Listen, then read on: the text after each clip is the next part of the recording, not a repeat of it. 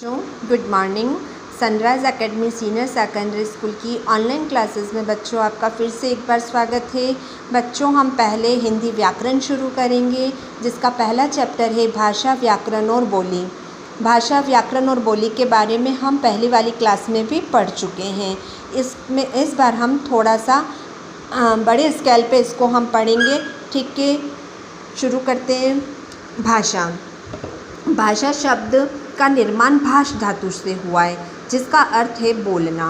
किसी भी बात को शब्दों द्वारा और वाक्यों के द्वारा लिखा या सुना जा सकता है। इस प्रकार भाषा अभिव्यक्ति का साधन है। ठीक है, भाषा शब्द भाष धातु से इसका निर्माण हुआ है। भाष का अर्थ होता है बोलना। किसी भी बात को शब्दों के द्वारा और वाक्यों के द्वारा बोला या लिखा या सुना जा सकता है। इस प्रकार भाषा क्या है? अभिव्यक्ति का साधन है। इसमें भाषा की एक परिभाषा किस प्रकार से है?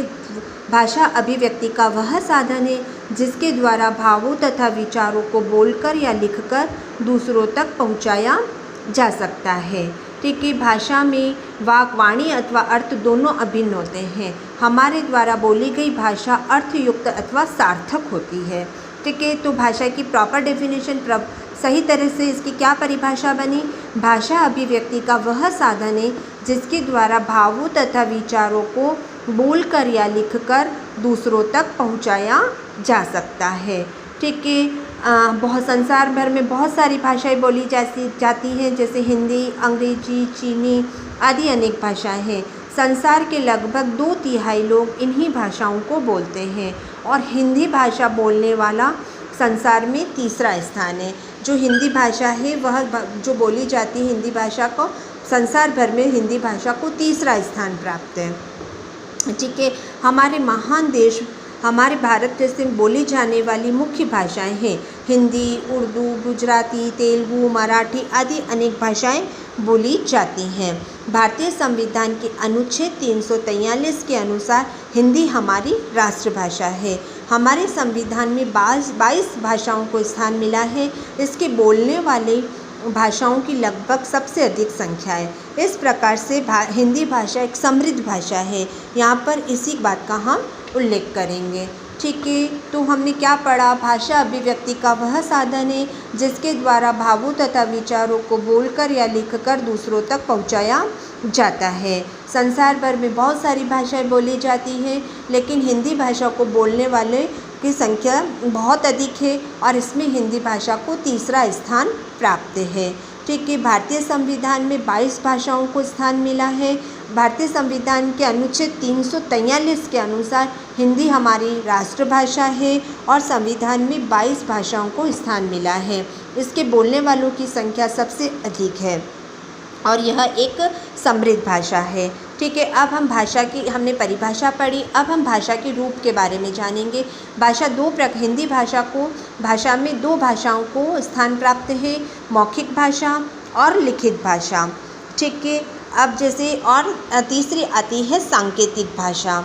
ठीक है, सांकेतिक भाषा सभ्यता के विकास के पूर्व, जब भाषाओं का विकास नहीं हुआ था, उस समय संकेतों से ही मनुष्य अपने भावों को व्यक्त करता था।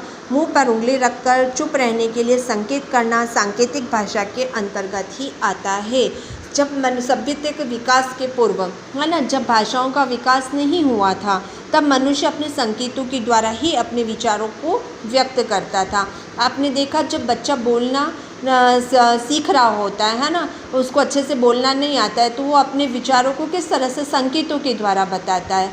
ठीक है, तो ये सांकेतिक भाषा कहलाती है। और आपने अधिकतर देखा होगा, जो व्यक्ति बोल या सुन नहीं सकते वो भी सांकेतिक भाषा का प्रयोग करते हैं और सबसे अधिक इस भाषा का प्रयोग युद्ध स्थलों में किया जाता है। ठीक है, लेकिन सांकेतिक भाषा को हिंदी भाषा में कोई स्थान प्राप्त नहीं है।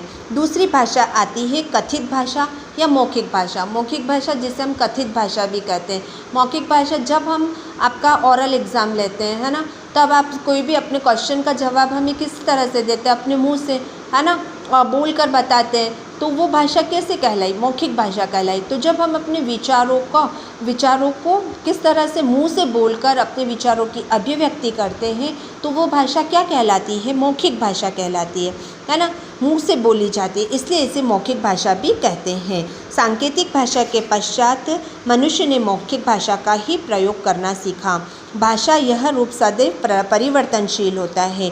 पहाड़ी, गढ़वाली, कुमाऊनी आदि कुछ क्षेत्रीय भाषाएं, कुछ आदिवासी भाषाएं भी इसी लिखित भाषाएं मौखिक भाषा के अंतर्गत आती हैं। अब कुछ ऐसी भाषाएं हैं, आदिवासी भाषाएं हैं, पहाड़ी, गढ़वाली, जो कि क्षेत्रीय भाषाएं हैं, आदिवासी भाषाएं, और ये लिखित भाषाएं होने के बावजूद भी मौखिक भाषा के अंतर्गत आती है। उसके बाद आता है भाषा का तीसरा रूप, लिखित भाषा। जब हम आपका रिटन एग्ज़ाम लेते हैं तो आप किसी भी आंसर का जवाब किस तरह से लिखते हैं, आंसर किस तरह से लिखते हैं, क्वेश्चन का जवाब अपने लिख कर अपने विचारों की अभिव्यक्ति करते हैं। तो जब हम लिख कर अपने विचारों की अभिव्यक्ति करते हैं तो वो क्या कहलाती है? लिखित भाषा कहलाती है। जिस भाषा को लिखकर या पढ़कर समझा जा सकता है उसे हम लिखित भाषा कहते हैं। हिंदी, अंग्रेजी, चीनी, जर्मन आदि कौन सी भाषाएं हैं? लिखित भाषाएं हैं। ठीक है, तो आज हमने भाषा की परिभाषा और भाषाओं के रूप के बारे में जाना। कल हम पढ़ेंगे बोली के बारे में। ठीक है।